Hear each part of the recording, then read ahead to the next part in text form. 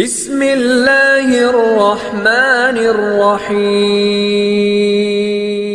আসসালামু আলাইকুম ওয়া রাহমাতুল্লাহ। সুপ্রিয় লাইফ অব জান্নাহ চ্যানেলের দর্শক মণ্ডলী, আশা করি মহান আল্লাহ রাব্বুল আলামিনের অশেষ মেহেরবানি ও দয়ায় আপনারা সবাই ভালো আছেন। সুপ্রিয় দর্শক, প্রিয় নবী সাল্লাল্লাহু আলাইহি ওয়াসাল্লাম প্রত্যেক ফরজ নামাজের পর আজকের ভিডিওতে বর্ণিত এই 13টি দোয়া তিনি কখনো ছাড়তেন না।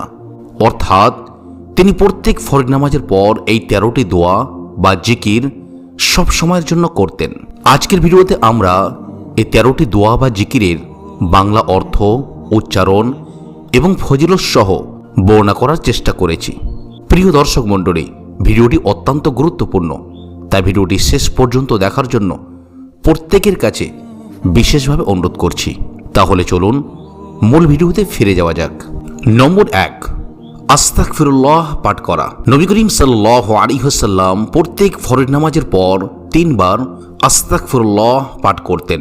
আস্তাগফিরুল্লাহ এর অর্থ হলো, হে আল্লাহ, আমি তোমার কাছে ক্ষমা প্রার্থনা করছি। নম্বর 2, আল্লাহুম্মা আনতাস সালাম ওয়া মিনকাস সালাম তাবারাকতা ইয়া যাল জালালি ওয়াল ইকরাম।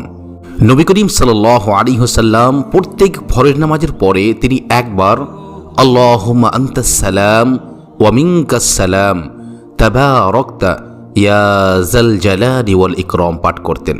এই দোয়াটির অর্থ হলো, হে আল্লাহ, তুমি শান্তিময়, তোমার কাছ থেকেই শান্তি অবতীর্ণ হয়, তুমি বরকতময়, হে পরাক্রমশালী ও মর্যাদা প্রদানকারী। হযরত সাওবান রাদিয়াল্লাহু তাআলা আনহু থেকে বর্ণিত, তিনি বলেন, রাসূলুল্লাহ সাল্লাল্লাহু আলাইহি ওয়াসাল্লাম যখন সালাম ফেরাতেন তখন তিনি 3 বার ইস্তিগফার পড়তেন, অর্থাৎ আস্তাগফিরুল্লাহ আস্তাগফিরুল্লাহ আস্তাগফিরুল্লাহ বলতেন। তারপর তিনি বলতেন, আল্লাহুম্মা আনতাস সালাম ওয়া মিনকাস সালাম তাবারাকতা ইয়া যাল জালালি ওয়াল ইকরাম। মুসলিম, আবু দাউদ শরীফের হাদিস। নম্বর 3, লা ইলাহা ইল্লাল্লাহ ওয়াহদাহু লা শারীকা লাহু লাহুল মুলকু ওয়া লাহুল হামদু ওয়া হুয়া আলা কুল্লি শাইইন কদির। একবার পাঠ করা। আল্লাহ ব্যতীত কোনো সত্য মাবুদ নেই, তিনি একক, তার কোনো অংশী নেই, তারই জন্য সমস্ত রাজত্ব, তারই সমস্ত প্রশংসা এবং তিনি সর্ববিষয়ে শক্তিমান। নম্বর 4, আল্লাহুম্মা লা মানিআ লিমা আ'তাইতা ওয়া লা মু'তিয়া লিমা মানা'তা ওয়া লা ইয়ানফা'ু যাল জাদ্দি মিনকাল জাদ। এই দোয়াটির অর্থ হলো, হে আল্লাহ, তুমি যা দান করো তা রোধ করার এবং যা রোধ করো তা দান করার সাধ্য কারো নেই, এবং ধনবানের ধন তোমার আযাব থেকে মুক্তি পেতে কোনো উপকারে আসবে না। বুখারী, মুসলিম ও মিসকাত শরীফের হাদিস। এই দোয়াটি আপনি একবার পড়বেন। নম্বর 5, লা হাওলা ওয়ালা কুওয়াতা ইল্লা বিল্লাহ।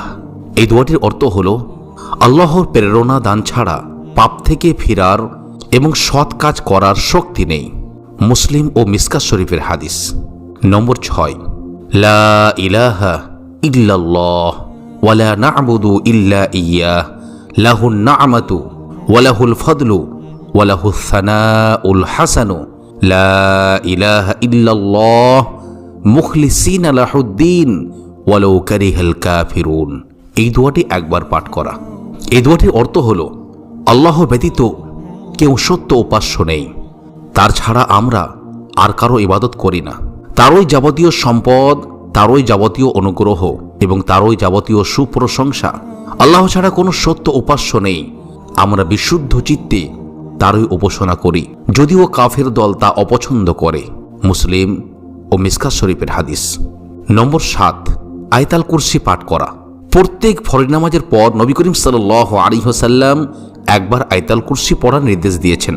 আয়াতুল কুরসি হলো পবিত্র কোরআনের পারা নম্বর 3 সূরাতুল বাকারার 255 নম্বর আয়াত, 255 নম্বর আয়াত। হযরত আবু উমামা রাদিয়াল্লাহু তাআলা আনহু বলেন, রাসূলুল্লাহ সাল্লাল্লাহু আলাইহি ওয়াসাল্লাম বলেছেন, যে ব্যক্তি প্রত্যেক ফরজ নামাজের পর আয়াতুল কুরসি পাঠ করে মৃত্যু ছাড়া আর কিছুই তাকে জান্নাতে প্রবেশ করা থেকে বিরত রাখতে পারে না। সুবহানাল্লাহ। নাসাই শরীফের হাদিস।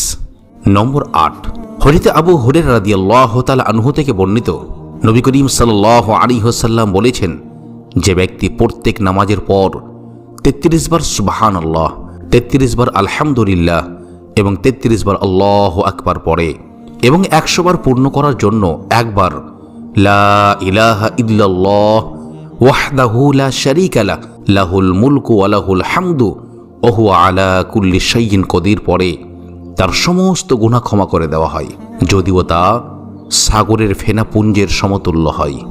সুবহানাল্লাহ। মুসলিম শরীফের হাদিস। নম্বর 9, সূরা ইখলাস, সূরা ফালাক ও সূরা নাস একবার করে পাঠ করা। রাসূল করিম সাল্লাল্লাহু আলাইহি ওয়াসাল্লাম প্রত্যেক ফরজ নামাজের পরে সূরা ইখলাস, সূরা ফালাক ও সূরা নাস একবার করে পাঠ করার কথা বলেছেন, কিন্তু ফজর এবং মাগরিব নামাজের পরে 3 বার করে পাঠ করার কথা বলেছেন। আবু দাউদ, তিরমিজি ও নাসাই শরীফের হাদিস। নম্বর 10, আল্লাহুম্মা আইন্নি আলা যিকরিকা ওয়া শুকরিকা ওয়া হুসনি ইবাদাতিক। এই দোয়াটির অর্থ হলো, হে আল্লাহ, তুমি আমাকে তোমার স্মরণ, তোমার কৃতজ্ঞতা এবং তোমার সুন্দর ইবাদত করার ব্যাপারে আমাকে সাহায্য করো। আবু দাউদ শরীফের হাদিস। এই দোয়াটি আপনি প্রত্যেক ফরজ নামাজের পর একবার করে পাঠ করবেন। নম্বর 11, আল্লাহুম্মা কিনি আযাবাকা ইয়াওমা তাবআসু ইবাদাকা। হে আল্লাহ, যেদিন তুমি তোমার বান্দাদেরকে পুনরায় উত্থিত করবেন, সেদিনকার আযাব থেকে আমাকে রক্ষা করো। মুসলিম শরীফের হাদিস। প্রিয় দর্শক, এই দোয়াটিও আপনি প্রত্যেক ফরজ নামাজের পর একবার করে পাঠ করতে পারেন। নম্বর 12, হযরত আব্দুর রহমান বিন গনম রাদিয়াল্লাহু তাআলা আনহু হতে বর্ণিত, নবী করিম সাল্লাল্লাহু আলাইহি ওয়াসাল্লাম বলেছেন, যে ব্যক্তি মাগরিব ও ফজরের নামাজ থেকে ফিরে বসা ও পা মোড়ার পূর্বে, অর্থাৎ যেভাবে বসে নামাজ শেষ করেছে সেভাবে বসেই এদিক ওদিক ঘোরা বা অন্যরকম করে বসার পূর্বেই এই দোয়াটি 10 বার পাঠ করবে। আর দোয়াটি হলো, লা ইলাহা ইল্লাল্লাহ ওয়াহদাহু লা শারীকা লাহ লাহুল মুলকু ওয়া লাহুল হামদু ইউহয়ী ওয়া ইউমীতু ওয়া হুয়া আলা কুল্লি শাইইন কদির।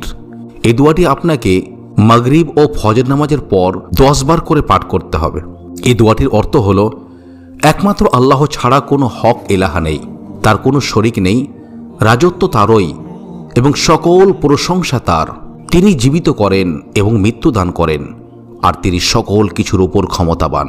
কোন ব্যক্তি যদি এই আমলটি করেন, আল্লাহ তাআলা তার আমলনামায় প্রত্যেকবারের বিনিময়ে 10টি করে নেকি দান করেন, 10টি গুনাহ মোচন করেন এবং তার 10টি মর্যাদায় উন্নতি করেন। সুবহানাল্লাহ। এবং প্রত্যেক অপ্রীতিকর বিষয় এবং বিতাড়িত শয়তান থেকে এই জিকির রক্ষা মন্ত্র হয়। আল্লাহু আকবার। এবং নিশ্চিতভাবে শিরক গুনাহ ব্যতীত তার অন্যান্য পাপগুলো আল্লাহ তাআলা ক্ষমা করে দেন। আল্লাহু আকবার। আর সে হয় আমল করার দিক থেকে সবচেয়ে শ্রেষ্ঠ ব্যক্তি, তবে সেই ব্যক্তি তার চেয়ে শ্রেষ্ঠ হতে পারে যে তার থেকেও উত্তম জিকির পাঠ করবে। সুবহানাল্লাহ। আহমদ ও তারগিবের হাদিস। নম্বর 13, আল্লাহুম্মা ইন্নী আসআলুকা ইলমান নাফিআ ওয়া রিজকান তাইয়্যিবা ওয়া আমালাম মুতাকাব্বিলা। এই দোয়াটির অর্থ হলো, হে আল্লাহ, নিশ্চয় আমি তোমার নিকট ফলদায়ক শিক্ষা, হালাল জীবিকা এবং গ্রহণযোগ্য আমল প্রার্থনা করছি। ফজরের নামাজের পর এই দোয়াটি আপনি একবার পাঠ করবেন। ইবনে মাজাহ ও তাবরানী শরীফের হাদিস।